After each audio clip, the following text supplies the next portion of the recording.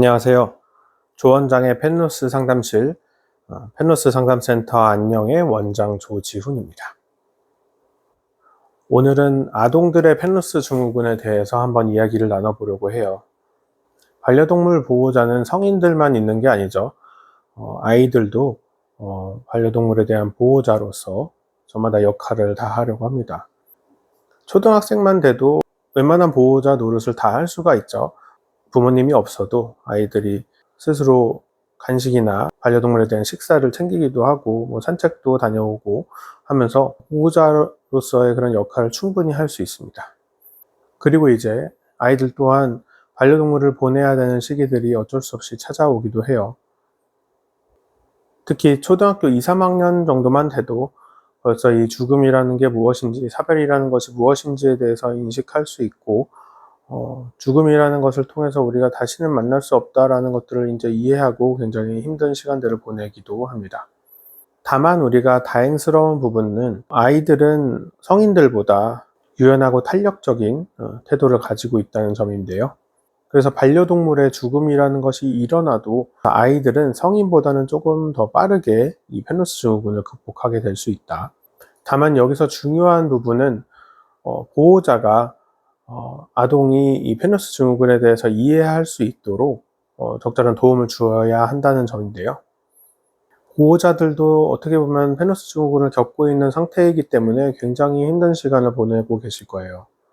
아이가 궁금해하는 것이나 혹은 이해받고 싶어하는 부분들을, 또 공감받고 싶어하는 부분들을 들여다보고 케어해 주실 수 있어야 하는데, 보호자도 펜로스 증후군을 겪고 있는 상태이기 때문에 이런 것들이 원만하지 않을 수 있을 것 같아요.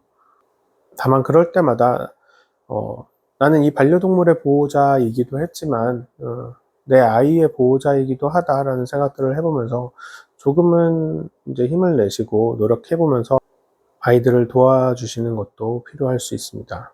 특히 우리가 흔히 그런 얘기들을 할 수도 있잖아요. 주변에서 보호자분들은 그런 얘기를 하지는 않으실 것 같아요. 근데 주변에서 아이들에게 네가 너무 괴롭혀서 떠난 거래. 네가 너무 평소에 잘 못해줘서 죽었다는 얘기를 하지 않고 평소에 이렇게 잘 안 챙겨서 어디로 멀리 가버렸대. 이런 얘기들을 하게 된다면은 아이들에게 굉장한 죄책감을 줄 수 있어요. 사실 이러한 얘기들을 하지 않더라도 아이들은 글쎄요, 어떤 본능적인 것 때문인지 모르겠지만은 자기 탓이다라고 생각하는 경향들이 굉장히 크거든요. 그래서 흔히 TV에서 우리가 볼 때 부모님이 싸우게 되면은 자기 탓이다라고 생각하게 되는 경우들이 굉장히 많이 있듯이, 아이들은 이런 이야기를 하지 않아도 반려동물이 죽게 된 것, 떠나게 된 것에 대해서 자기 탓을 하는 경향이 있다. 그래서 반려동물이 죽음을 맞이하게 된 과정이나 이유에 대해서 아이들의 눈높이로 적절하게 이제 설명을 해주는 것이 필요할 수 있어요. 특히 이 아동이 또 6살, 7살 미만의 아동이라면은 죽음이라는 것이 정확히 무엇인지, 왜 일어나게 되는 것인지에 대해서 이해가 부족할 수 있기 때문에 동화와 같은 형식으로 우리가 아이들에게 죽음에 대해서 조금을 알려주고 이해시킬 수도 있을 것입니다. 저는 그래서 강아지별이나 고양이별에 대한 이야기들을 해보면 어떨까 싶어요. 강아지별이나 고양이별에서 우리와 함께 살기 위해서 이 친구들이 이제 와주었는데, 이제 지구에서 우리가 함께 해야 될 시간들이 이제 다 지나갔기 때문에 이 친구들은 다시 고양이별, 강아지별로 돌아가게 되는 것이고, 우리와 함께 살았던 그런 순간들이 너무도 행복하고 즐거웠던 기억으로 남은 채로 돌아가게 된다. 아동이 뭔가를 잘못했거나 부족했기 때문에 고양이별이나 강아지별로 이제 돌아가게 되는 것이 아니라 그저 이 지구에서 살 수 있는 시간이 다 되었기 때문에 돌아가는 것뿐이다 라는 이야기들을 아이와 함께 해본다면, 그리고 특히 이런 동화 같은 이야기들을 해보면서 또 한편으로는 이 반려동물 별에 대한 이야기들을 해보면서 같이 그림을 그려보는 것, 그 별은 어떻게 생겼을까, 어떻게 지내고 있을까, 또 우리들을 어떻게 지켜보고 있을까에 대한 그림들을 한번 그려본다면 도움이 되지 않을까. 뭐 이런 과정이 뭐 아이들에게만 도움이 되는 것은 아닐 것 같아요.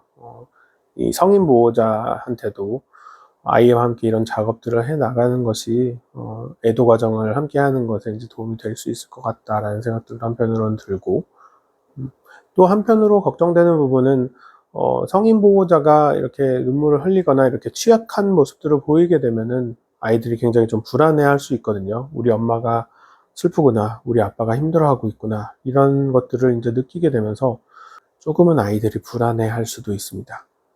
그래서 이런 부분들에 대해서 잘 설명을 해 주신다면 좋을 것 같아요. 보호자가 울고 있는 것이 자녀가 잘못을 했거나 뭔가 잘못된 부분이 있거나 이래서가 아니라, 반려동물이 떠난 것에 대해서 힘들어서 울고 있는 것이지, 그래서 슬퍼서 울고 있는 것이지, 엄마 아빠는 여전히 너를 사랑한다라는 메시지를 주는 것이 아이들이 불안감을 조금 덜 느끼는 데 도움을 줄 수 있을 것 같아요. 오늘은 아동들의 펜로시 증후군에 대해서 잠깐 이야기를 나눠 보았는데요.